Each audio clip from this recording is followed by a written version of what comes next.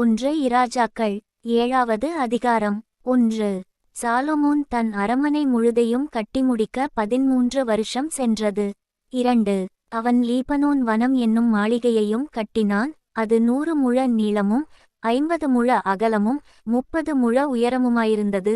அதை கேதுருமர உத்திரங்கள் பாவப்பட்ட கேதுருமரத் தூண்களின் 4 வரிசைகளின் மேல் கட்டினான். 3. ஒவ்வொரு வரிசைக்கு 15 தூண்களாக 45 தூண்களின்மேல் வைக்கப்பட்ட உத்திரங்களின் மேல் கேதுருக்களால் மச்சுப்பாவியிருந்தது. 4. 3 வரிசை ஜன்னல்கள் இருந்தது. 3 வரிசையிலும் ஜன்னல்கள் ஒன்றுக்கொன்று எதிராயிருந்தது. 5. ஜன்னல்களின் வாசல்களும் சட்டங்களும் எல்லாம் சதுரமாயிருந்தது. 3 வரிசையிலும் ஜன்னல்கள் ஒன்றுக்கொன்று எதிராயிருந்தது. 6. 50 முழ நீளமும் 30 முழ அகலமுமான மண்டபத்தையும் தூண்கள் நிறுத்தி கட்டினான். அந்த மண்டபமும் அதின் தூண்களும் உத்திரங்களும் மாளிகையின் தூண்களுக்கும் உத்திரங்களுக்கும் எதிராயிருந்தது. 7.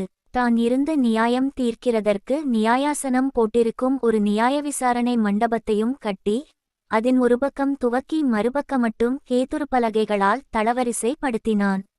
8. அவன் வாசம் பண்ணும் அவனுடைய அரமனை மண்டபத்திற்குள்ளே அதே மாதிரியாகச் செய்யப்பட்ட வேறொரு மண்டபமும் இருந்தது. சாலொமோன் விவாகம் பண்ணின பார்வோனின் குமாரத்திக்கும் அந்த மண்டபத்தைப் போல ஒரு மாளிகையை கட்டுவித்தான். 9. இவைகளெல்லாம் உள்ளும் புறம்பும் அஸ்திபாரம் முதல் மேல்திரணைகள் மட்டும் வெளியே இருக்கும் பெரிய முற்றம் வரைக்கும் அளவுபடி வெட்டி வாளால் அறுக்கப்பட்ட விலையேறப்பெற்ற கற்களால் செய்யப்பட்டது. 10. அஸ்திபாரம் 10 முழ கற்களும் 8 முழ கற்களுமான விலையேறப்பெற்ற பெரிய கற்களாயிருந்தது. 11. அதின்மேல் உயர அளவுபடி பணிப்படுத்தின விலையேறப்பெற்ற கற்களும் கேதுருமரங்களும் வைக்கப்பட்டிருந்தது. 12. பெரிய முற்றத்திற்குச் சுற்றிலும் 3 வரிசை கேதுருமர உத்திரங்களாலும் ஒரு வரிசை பணிப்படுத்தின கற்களாலும் செய்யப்பட்டிருந்தது. கர்த்தருடைய ஆலயத்தின் உட்பிராகாரத்திற்கும் அதன் முன்மண்டபத்திற்கும் அப்படியே செய்யப்பட்டிருந்தது. 13. ராஜாவாகிய சாலொமோன் ஈராம் என்னும் ஒருவனை தீருவிலிருந்து அழைப்பித்தான். 14. இவன் நப்தலி கோத்திரத்தாளாகிய ஒரு கைம்பெண்ணின் மகன். இவன் தகப்பன் தீருநகரத்தானான கன்னான். இவன் சகலவித வெண்கல வேலையையும் செய்யத்தக்க யுக்தியும் புத்தியும் அறிவும் உள்ளவனாயிருந்தான். இவன் ராஜாவாகிய சாலொமோனிடத்தில் வந்து அவன் வேலையையெல்லாம் செய்தான். 15. இவன் 2 வெண்கல தூண்களை உண்டாக்கினான். ஒவ்வொரு தூண் 18 முழ உயரமும் ஒவ்வொரு தூணின் சுற்றளவு 12 முழ நூலளவுமாயிருந்தது. 16. அந்த தூண்களுடைய தலைப்பில் வைக்க வெண்கலத்தால் வார்க்கப்பட்ட 2 கும்பங்களை உண்டாக்கினான். ஒவ்வொரு கும்பமும் 5 முழ உயரமாயிருந்தது. 17. தூண்களுடைய முனையின்மேலுள்ள கும்பங்களுக்கு வலை போன்ற பின்னல்களும் சங்கிலி போன்ற தொங்கல்களும் ஒவ்வொரு கும்பத்திற்கும் எவ்வேளாக இருந்தது. 18. தூண்களை பண்ணின விதமாவது தலைப்பின்மேலுள்ள கும்பங்களை மூடும்படிக்கு கும்பங்கள் ஒவ்வொன்றிலும் பின்னலின்மேல் சுற்றிலும் 2 வரிசை மாதளம்பழங்களைச் செய்வித்தான். 19. மண்டபத்தின் முன்னிருக்கும் அந்த தூண்களுடைய தலைப்பின்மேலுள்ள கும்பங்கள் லீலி புஷ்பங்களின் வேலையும் 4 முழ உயரமுமாயிருந்தது. 20. 2 தூண்களின்மேலுமுள்ள கும்பங்களில் செய்யப்பட்ட பின்னலுக்கு அருகே இருந்த இடத்தில் விம்மிய 200 மாதளம்பழங்களின் வரிசைகள் சுற்றிலும் இருந்தது. மற்ற கும்பத்திலும் அப்படியே இருந்தது. 21. அந்த தூண்களை தேவாலய வாசல் மண்டபத்தில் நிறுத்தினான். அவன் வலது புறத்தில் நிறுத்தின தூணுக்கு யாகீன் என்றும் இடதுபுறத்தில் நிறுத்தின தூணுக்கு போவாஸ் என்றும் பேரிட்டான். 22. தூண்களுடைய சிகரத்தில் லீலி புஷ்பவேலை செய்யப்பட்டிருந்தது. இவ்விதமாய் தூண்களின் வேலை முடிந்தது. 23. வெண்கல கடல் என்னும் தொட்டியையும் வார்ப்பித்தான். சுற்றிலும் சக்கராகாரமான அதனுடைய ஒரு விளிம்பு தொடங்கி மறுவிளிம்பு மட்டும் அகலம் 10 முழமும் உயரம் 5 முழமும் சுற்றளவு 30 முழ நூலளவுமாயிருந்தது. 24. அந்த கடல் தொட்டியைச் சுற்றி விளிம்புக்கு கீழே அதைச் சுற்றிலும் மொக்குகள் ஒவ்வொரு முழத்திற்கு 10 10ஆகச் செய்யப்பட்டிருந்தது. வார்க்கப்பட்ட அந்த மொக்குகளின் வரிசைகள் 2 தொட்டியோடு ஒன்றாய் வார்க்கப்பட்டிருந்தது. 25. அது 12 ரிஷபங்களின் மேல் நின்றது. அவைகளில் 3 வடக்கேயும் 3 மேற்கேயும் 3 தெற்கேயும் 3 கிழக்கேயும் நோக்கியிருந்தது.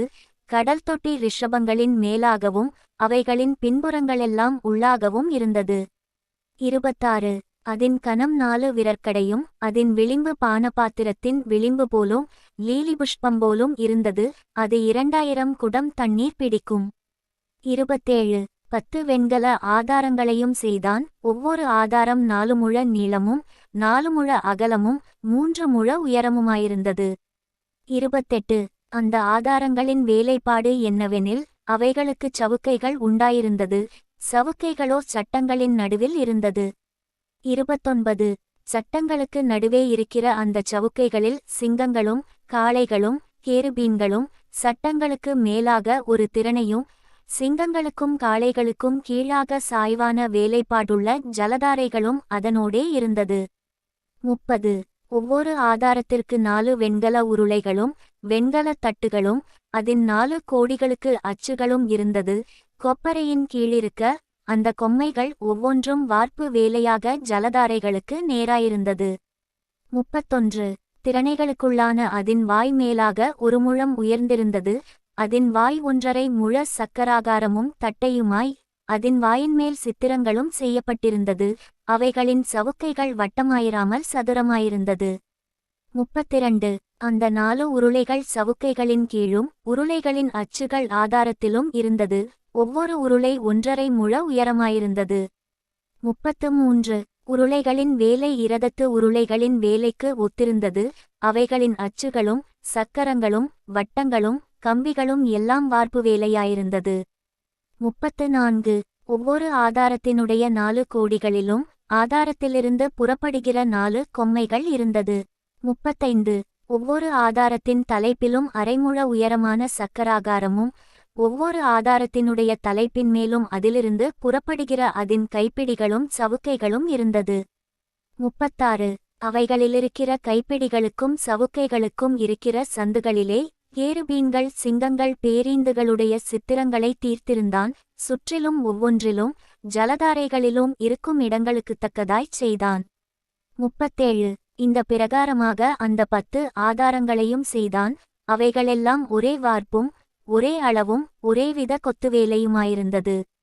38 10 வெண்கல கொப்பரைகளையும் உண்டாக்கினான். ஒவ்வொரு கொப்பரை 40 குடம் பிடிக்கும். 4 முழ அகலமான ஒவ்வொரு கொப்பரையும் அந்த 10 ஆதாரங்களில் ஒவ்வொன்றின் மேலும் வைக்கப்பட்டது. 39 5 ஆதாரங்களை ஆலயத்தின் வலதுபுறத்திலும் 5 ஆதாரங்களை ஆலயத்தின் இடதுபுறத்திலும் வைத்தான். கடல் தொட்டியை கிழக்கில் ஆலயத்தின் வலதுபுறத்திலே தெற்குக்கு நேராக வைத்தான். 40 பின்பு ஈராம் கொப்பரைகளையும் சாம்பல் எடுக்கிற கரண்டிகளையும் கலங்களையும் செய்தான். இவ்விதமாய் ஈராம் கர்த்தருடைய ஆலயத்துக்காக ராஜாவாகிய சாலொமோனுக்குச் செய்ய வேண்டிய எல்லா வேலையையும் செய்து முடித்தான்.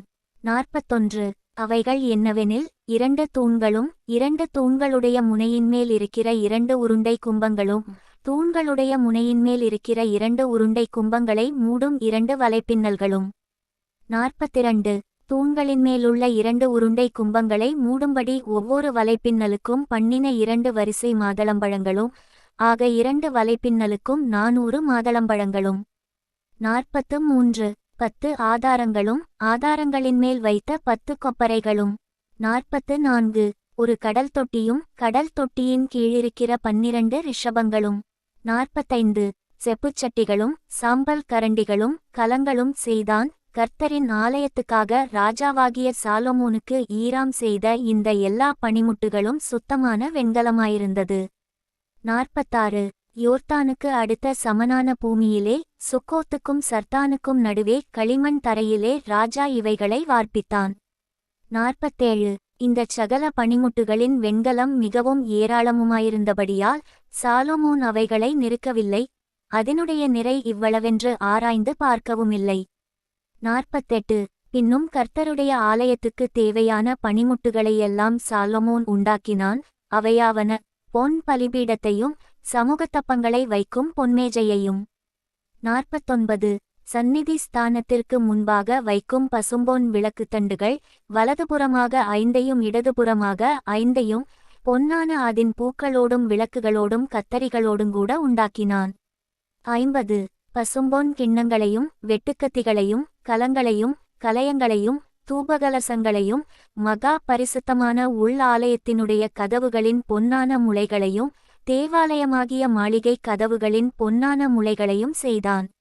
51. இவ்விதமாய் ராஜாவாகிய சாலொமோன் கர்த்தருடைய ஆலயத்துக்காகச் செய்த வேலைகளெல்லாம் முடிந்தது.